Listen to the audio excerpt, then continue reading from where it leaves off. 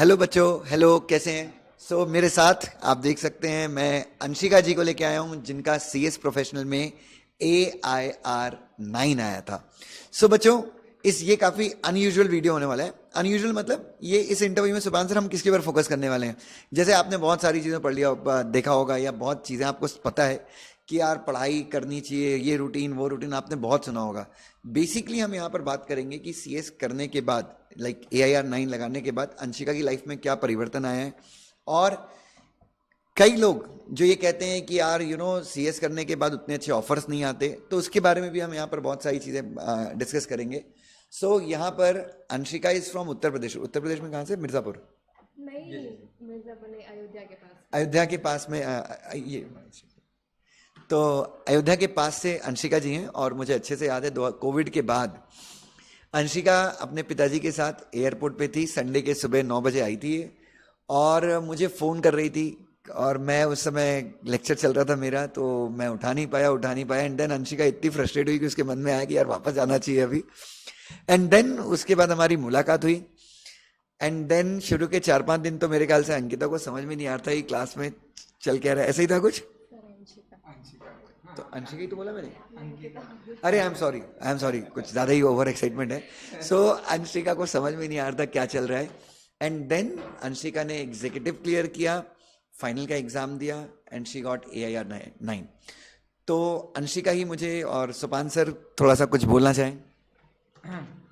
वैसे अंशिका के बारे में बताना है तो मतलब बोलती कम है, बहुत शांत किस्म की है। लेकिन क्या बोलते हैं, हम कुछ बच्चे होते हैं ना जो एकदम दिखते शांत हैं लेकिन वैसे होते नहीं हैं। मतलब इन द पॉजिटिव सेंस। ऐसे स्टार्टिंग में जब लेक्चर्स अटेंड करती थी तो ऐसे खोए खोए से रहती थी। ऐसे हमें लगता था कि वाकई मतलब इसका पढ़ाई में ध्यान है नहीं है, ध्यान है नहीं है। लेकिन जैसे आधी क्लास खत्म हो गई उसके बाद एक आइडिया आ चुका था, नहीं ये ज़रूर करेगी। और एग्जीक्यूटिव में ही देवी जी ने बहुत अच्छे नंबर से स्कोर लगा के क्लियर किया। एंड बाकी जो जर्नी है वो देवी जी खुद बताएंगे अपने शब्दों में। और जैसे सर ने बताया, ये इंटरव्यू का मकसद बहुत ही क्रिस्टल क्लियर है कि बच्चे समझ नहीं पाते CS कोर्स करते करते कि वाकई आगे अपना भविष्य क्या है। और मार्केट में कई सारी गलत फहमियाँ ऐसी फैल जाती हैं CS कोर्स को लेके खास करके और क्या है वो ग्रेप वाइन इतनी स्ट्रांग है CS कोर्स को लेके कि एक गलत चीज़ अंत तक पहुंचते पहुंचते उसके 1000 गलत चीज़ें हो जाती है। तो क्षमा चाहता हूँ सर, मतलब मैं यही बताना चाह रहा था कि लोगों को आज की तारीख में स्टाइपेंड जो है मिनिमम स्टैंडर्ड हो गया 20 से 30-35 हज़ार के बीच में। ये पॉजिटिव न्यूज़ है, बट ये बहुत कम लोगों को पता है।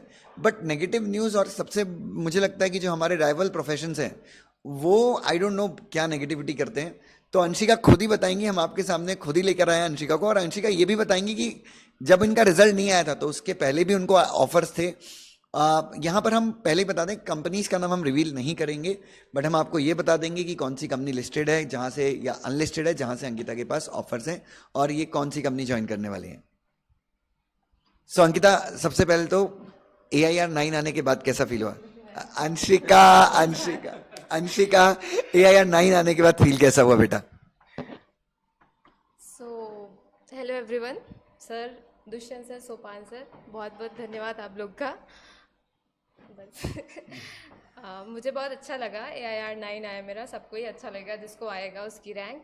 और मैं स्टार्ट करती हूँ एग्जीक्यूटिव से। तो मैंने CSET अपना क्लियर किया, वो बहुत इजी होता है। उसके बाद मैं यहाँ आई पुणे।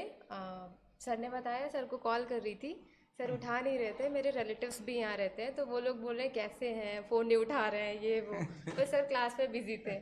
तो बाद में सर ने किया बात, तो फिर मैं आई यहाँ पे, अपना सामान वगैरह सब कुछ लेके आई थी ऑफिस में। बाद में हेल्प किया सर लोगों ने, मुझे PG ढूंढने में हेल्प मिली। बाद में स्टार्ट किया क्लास। तो ऐसा हो रहा था नहीं भाई मुझे जाना है वापस, मैं यहाँ पे एडजस्ट नहीं कर पा रही थी क्योंकि मैं बहुत छोटी सी जगह से आई हूँ।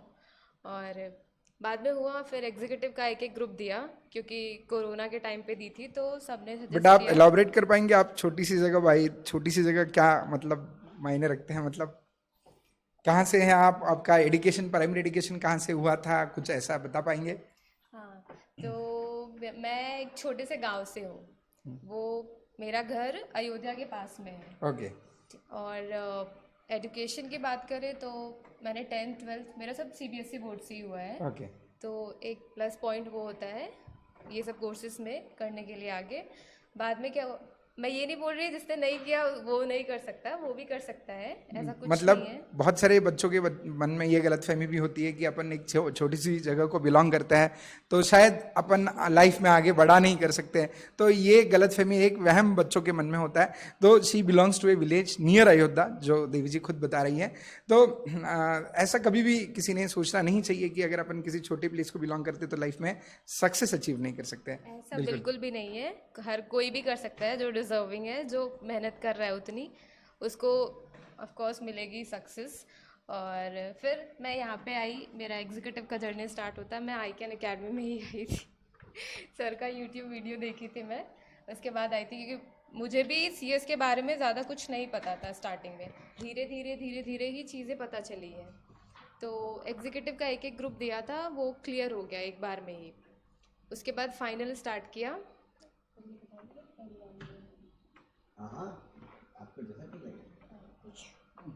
उसके बाद फाइनल का स्टार्ट किया तो क्लासेस लेनी थी, पर मेरा बीकॉम का एग्ज़ाम था और हमारे यहाँ पे ऐसा नहीं होता एक दिन के बाद एक एग्ज़ाम होता है, बीच में काफ़ी लंबे गैप्स होते हैं। तो मैं घर गई, एग्ज़ाम भी नहीं हुआ, उन्होंने पोस्टपोन कर दिया। उसके बाद वापस मैं आई पुणे में, 10 दिन हुआ, मई में मैं आई थी यहाँ पे, 10 दिन हुआ।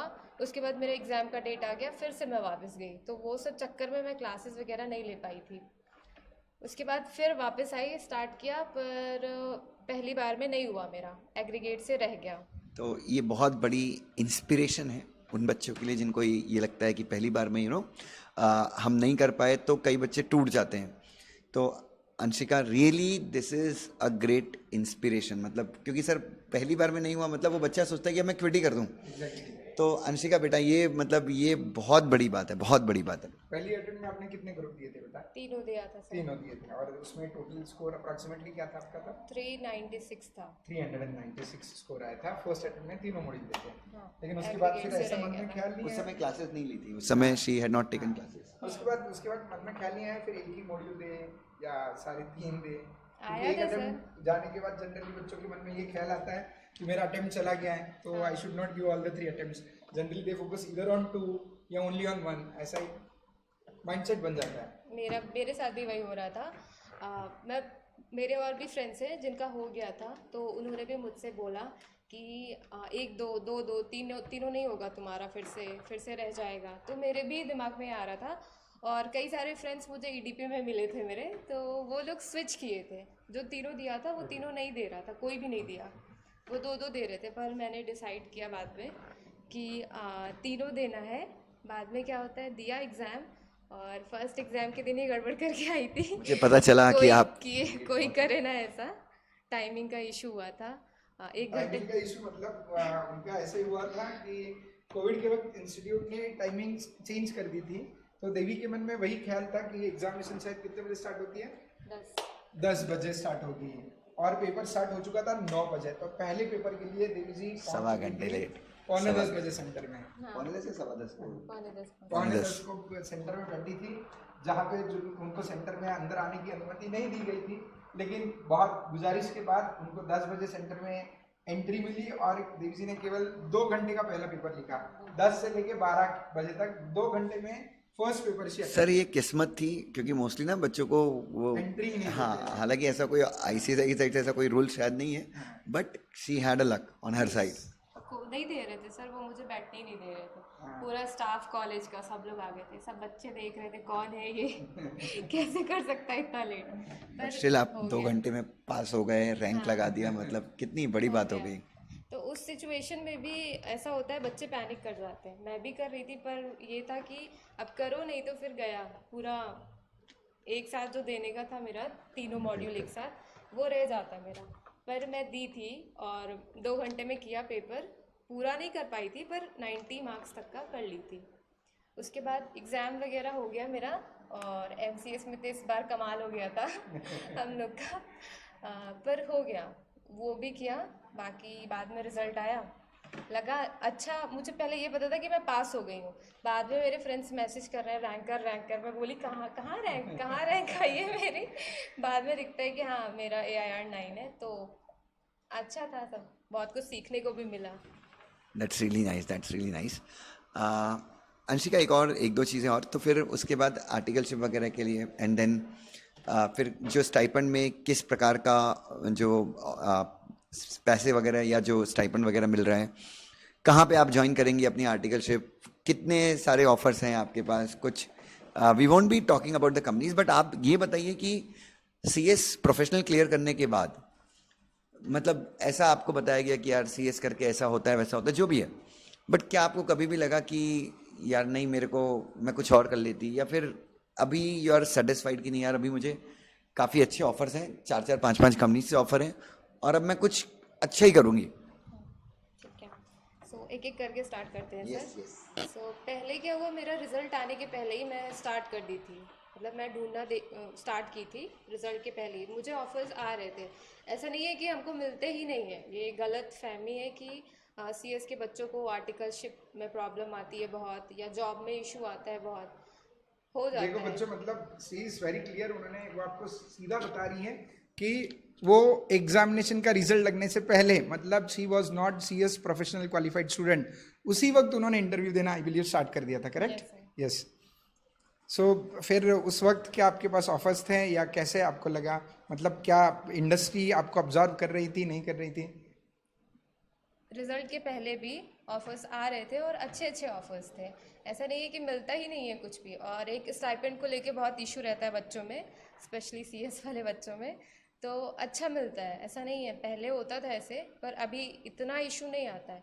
एक चीज़ डिपेंड करता है कि आप कहाँ पे ज्वाइन कर रहे हैं, वो भी चीज़ मैटर करती है।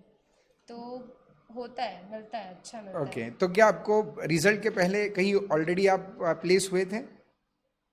मतलब फर्म का नाम मत बताइए, सिर्फ प्लेस हुए थे या नहीं, यस और नो, ऐसा? हाँ। Okay, so she was place somewhere in Bangalore I believe, yes. Correct? तो बैंगलोर में किसी कंपनी में रिजल्ट से पहले शी गॉट प्लेस्ड, ठीक है? और वहां पे कितना स्टाइपेंड था आपका?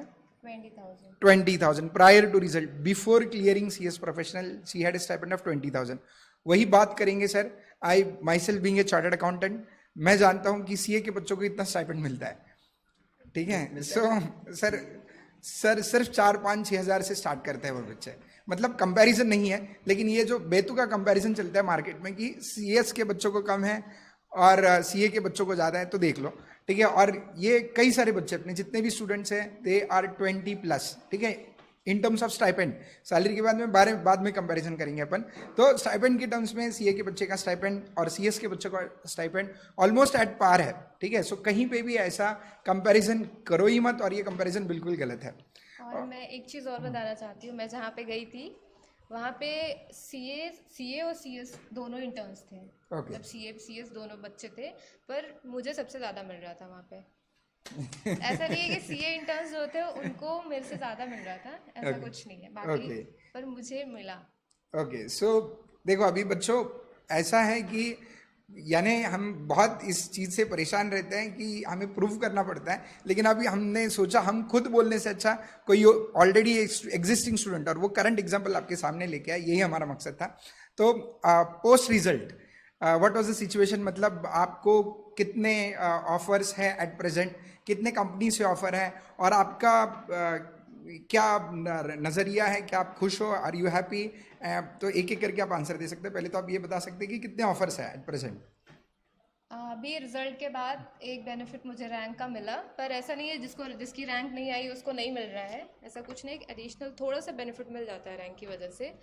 अभी मेरे पास बहुत सारे ऑफर्स हैं और सब बहुत बड़ी बड़ी कंपनीज हैं, MNC हैं सारी। बहुत सारे, मतलब आप नंबर्स क्वांटिफाई कर सकते हैं? ऐसी कंपनीज भी हैं जो दूसरों का ड्रीम होती हैं शायद, जो मेरा और सुपान सर का भी ड्रीम है। हाँ, और वो अपने 10 से पोर्टफोलियो ज़्यादा में भी है। अपने पोर्टफोलियो में भी है। हाँ सर, अभी करेंटली मेरे पास 10 से ज़्यादा ऑफर्स हैं ओके, बड़ी सो कंपनी। बच्चों ये प्लीज आप ध्यान से सुनिए, 10 से ज्यादा कंपनीज के इनके पास ऑफर है बच्चों। तो मैं एक ही चीज आपको बोलूंगा कि this is the reality of CS course and this is the actual reality कि इफ यू डू इट, अगर आपके पास नॉलेज है, और अंकिता भी हमारी बैर एक्ट से पढ़ी हुई स्टूडेंट है, मैं आपको ये बता दूं, ठीक है? सो मैं आपसे पार्टी लेने वाली हूँ। किस चीज के लिए? अंशिका। अंशिका, सॉरी स्टार्टिंग से यार, आप ये मेरी गलती कोई कर पुरानी रहे हैं। गर्लफ्रेंड थी क्या अंकिता? पता नहीं उसी का नाम याद आ रहा है। इसकी थी तो अंशिका भी बैरक से पढ़ी हुई स्टूडेंट है। और बच्चों, जैसा कि आप सबको पता है, तो हम एक ही चीज बोलते हैं कि अगर आपके पास नॉलेज है तो बच्चों आप देखिए, आपके पास कोई लिमिट ही नहीं है, आप इतना तरक्की कर सकते हैं।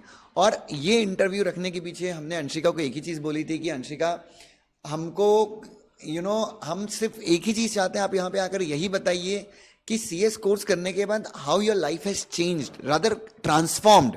हमें ये नहीं करना था कि अंकिता हमारी स्टूडेंट है, उसने रैंक लगाया है, ठीक है, उसमें हमको कोई दिलचस्पी नहीं है। हम बस ये चाहते हैं कि सीएस कोर्स आगे बढ़े, आपको सीएस कोर्स का जो बेटर साइड है वो समझ में आए। ये जो राइवल्स हैं या फिर वो बच्चे जो 25 अटेम्प्ट दे चुके हैं, क्लियर नहीं हो रहे हैं, तो वो खुद ही राइवल बन जाते हैं, आप उनकी बातें ना सुने। आप लिंक्डइन पे जाके देखें कितने जबरदस्त तरीके से लोग प्रोग्रेस कर रहे हैं। तो बस यही हमारा उद्देश्य था इस इंटरव्यू के पीछे। और आपके सामने हमारे we have a very successful product, और मैं तो एक प्रोडक्ट हुई।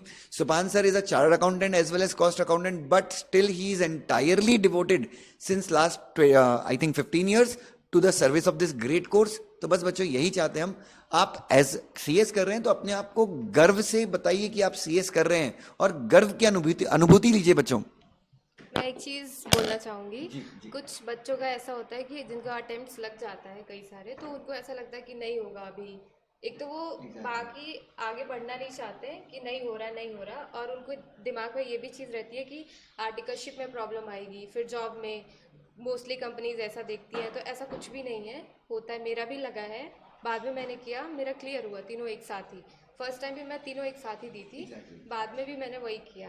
और ऐसा कुछ नहीं होता, इक्का दुक्का ऐसा होगा, पर बाद में आपका काम देखते हैं, आप क्या कर रहे हो, कैसे कर रहे हो, वो चीज़ें मैटर करती हैं बहुत। मतलब ये एक धारणा लोग बना लेते हैं कि यार एक अटेम्प्ट नहीं निकला, 2 अटेम्प्ट नहीं निकला, अब आगे मेरा करियर खत्म, ये वो। यार ये कभी नहीं होता आपको, और सीखने के लिए तो जिंदगी है यार। अपना लॉ बेस्ड कोर्स है।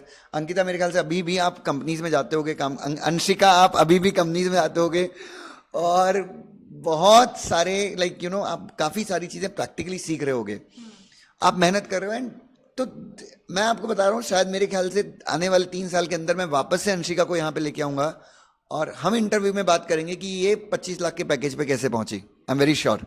सर प्रे करिए उससे ज़्यादा भी मिले।